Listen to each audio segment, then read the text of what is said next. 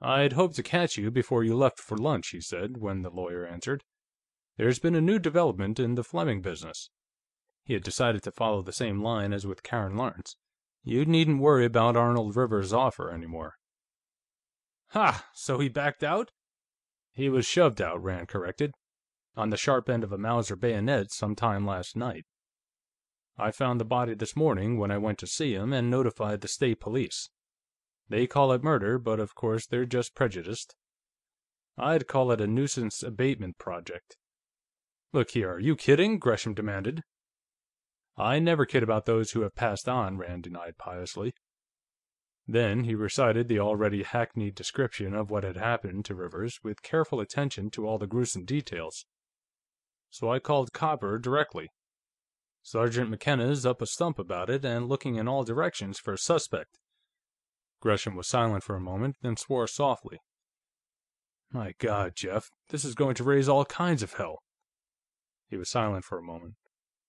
"Look here, can you see me at my home about 2:30 this afternoon? I want to talk to you about this."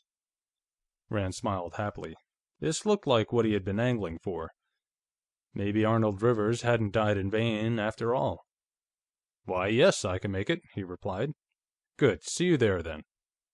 Rand assured him that he would be on hand. When he returned to his table, he found his lunch waiting for him. He sat down and ate with a good appetite. After finishing, he had another drink and sat sipping it slowly and smoking his pipe, going over the story Gladys Fleming had told him, and the gossip he had gotten from Carter Tipton, and the other statements which had been made to him by different people about the death of Lane Fleming, and the conclusions he had reached about the theft of the pistols and the killing of Arnold Rivers. Sorting out the inferences from the descriptions, and the descriptive statements of others from the things he himself had observed. When his glass was empty and his pipe burned out, he left the tip beside the ashtray, paid his check, and went out. He had 2 hours until his meeting with Stephen Gresham. He knew exactly where to spend them. The county seat was a normal 20 minutes' drive from Rosemont, but with the road relatively free from traffic, he was able to cut that to 15. Parking his car in front of the courthouse, he went inside. The coroner, one Jason Kirchner, with a Casper milquetoast mustache and an underslung jaw. He wore an Elks watch arm, an Odd Fellows ring, and a Knights of Pythias lapel pin. He looked at Rand's credentials, including the letter Humphrey Goode had given him, with some bewilderment. "You're working for Mr. Goode?" he asked rather needlessly. "Yes, I see. Handling the sale of Mr. Fleming's pistols for the estate. Yes. That must be interesting work, Mr. Rand. Now, what can I do for you?" "Why, I understand you have an item from that collection here in your office," Rand said. "The pistol with which Mr. Fleming shot himself. Regardless of its unpleasant associations, that pistol is a valuable collector's item, and one of the assets of the estate. If I'm to get full value for the collection for the heirs, I'll have to have that to sell with the rest of the weapons." "Well, now, look here, Mr. Rand," Kirchner started to argue. "That revolver's a dangerous weapon. It killed one man already.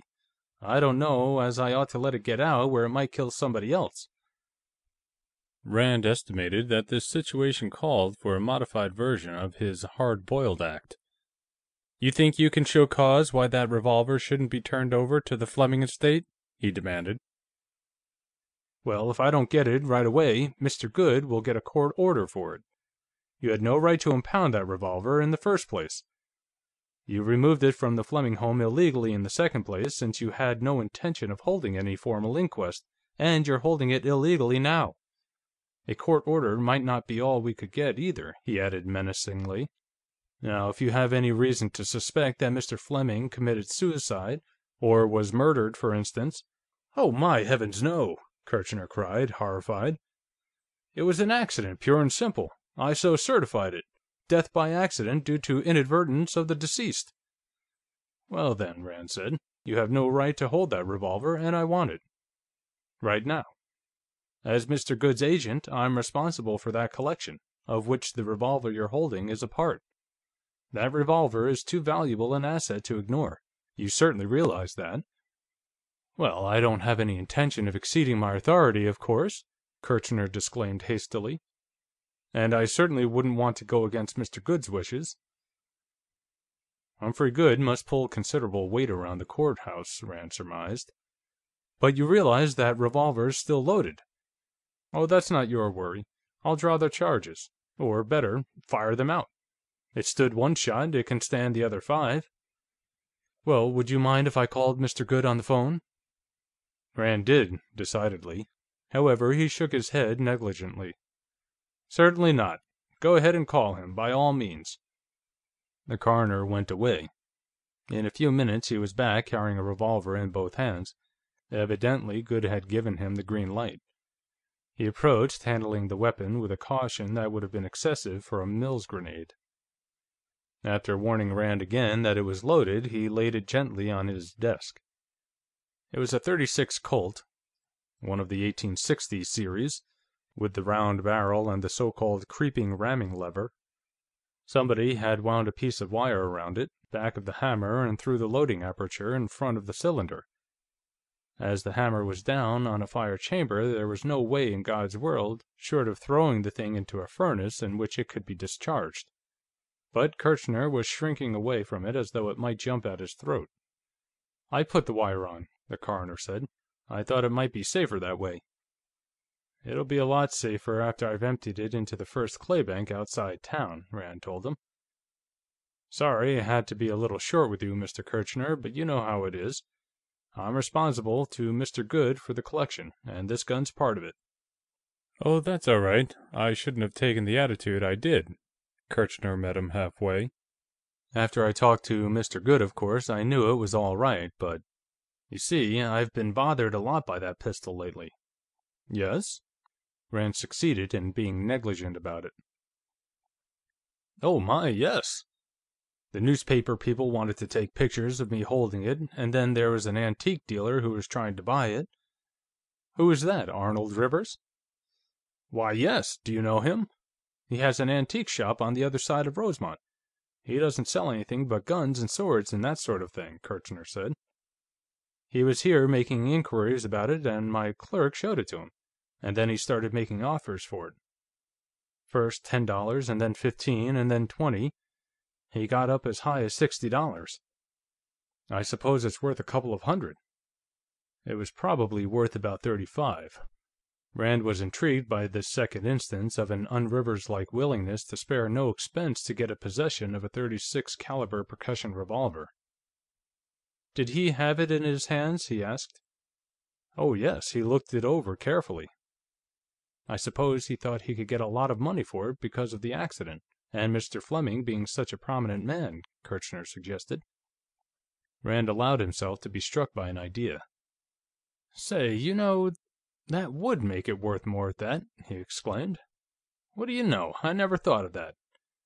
Look, Mr. Kirchner, I'm supposed to get as much money for these pistols for the heirs as I can. How would you like to give me a letter vouching for this as the pistol Mr. Fleming killed himself with? Put in how you found it in his hand and mention the serial numbers so that whoever buys it will know it's the same revolver." He picked up the Colt and showed Kirchner the serials on the butt and in the front of the trigger guard. "See, here it is, 2444. Kirchner would be more than willing to oblige Mr. Good's agent.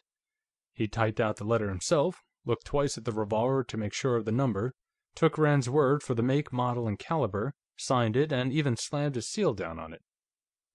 Rand thanked him profusely, put the letter in his pocket, and stuck the Colt down his pants leg. About 2 miles from the county seat, Rand stopped his car on a deserted stretch of road and got out. Unwinding the wire Kirchner had wrapped around the revolver, he picked up an empty beer can from the ditch, set it against an embankment, stepped back about 30 feet, and began firing. The first shot kicked up dirt a little over the can. Rand never could be sure just how high any percussion Colt was sighted. And the other 4 hit the can. He carried the revolver back to the car and put it into the glove box with the Leech and Rigdon. After starting the car, he snapped on the radio, in time for the 2:15 news broadcast from the New Belfast station. As he had expected, the murderer was out.